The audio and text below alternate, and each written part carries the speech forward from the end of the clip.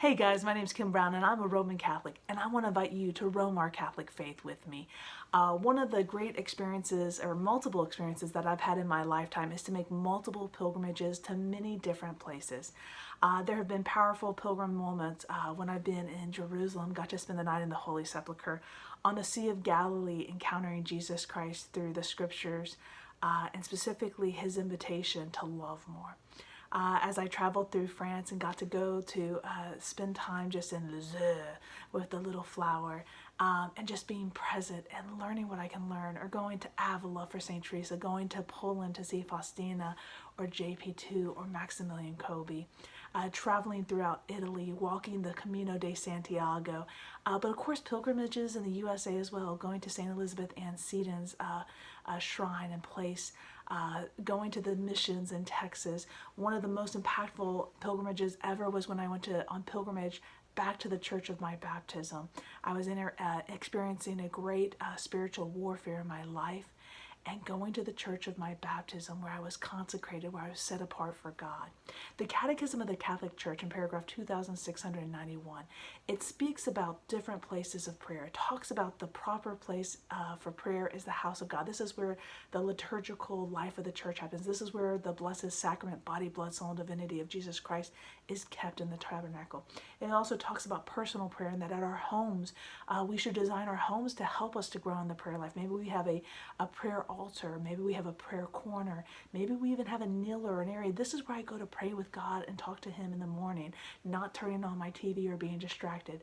The Catechism also talks about religious institutes with monasteries, and how they pray the liturgy, the hours for the faithful, and it allows them to enter into a more intense time of personal prayer from disconnecting from the world. But the last part of paragraph 2691 talks about pilgrimages. And as someone who loves going on pilgrimages, I want to share this with you. It says, pilgrimages evoke our earthly journey toward heaven, and they are traditionally very special occasions for renewal and prayer. For pilgrims seeking living water, shrines are special places for the living forms of Christian prayer in the church. And a pilgrimage, when we go on a pilgrimage, is this earthly journey where we literally have to prepare. We kind of pack our bags, we prepare ourselves, we plan the course. How are we going to get from point A to point B? How are we going to have, the resources and everything that we need? What do we need? We make all these plans, this preparation, and then we begin the journey, walking towards this holy destination that we're making a pilgrimage to. Well, the earthly pilgrimage is to remind us of our heavenly pilgrimage. You and I, every single day, are making a pilgrimage.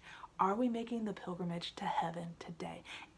Today, am I drawing closer to God, taking one step further, closer, one step closer, further? And at the same time, the earthly pilgrimage requires preparation, and so does our heavenly pilgrimage.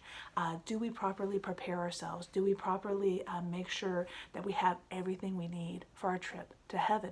Or are we right now in our bag putting in things that are going to actually weigh us down and prevent us from getting to heaven, right? So think about vices you're taking on, temptations, lacking in your prayer life. So all these things can prevent us. So the earthly pilgrimage reminds us of our heavenly pilgrimage. So as I said at the beginning, my name's Kim Brown, and I'm a Roman Catholic, and I'm going to roam around the Catholic faith with you. I want to invite you to join me on some of my upcoming pilgrimages, where I have a chance to explore holy sites. And in exploring those holy sites, these sites are maybe places that are associated with saints or people in the canonization process to become a saint. And we have a chance to see, how did our older brothers and sisters, how did they go about drawing closer to God? How did they go about being a disciple? How did they go about imitating God? And what can I learn from them that I can apply to my own spiritual life? And at the same time, we sometimes might go to places that honor people. So maybe it wasn't associated with their lifetime, but maybe we go to a shrine that reminds us of a specific saint in the past.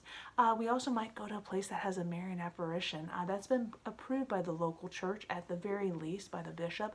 And shrines, Marian apparitions are first approved at the local level by the local bishop before they ever would be approved out on the international level by the Pope.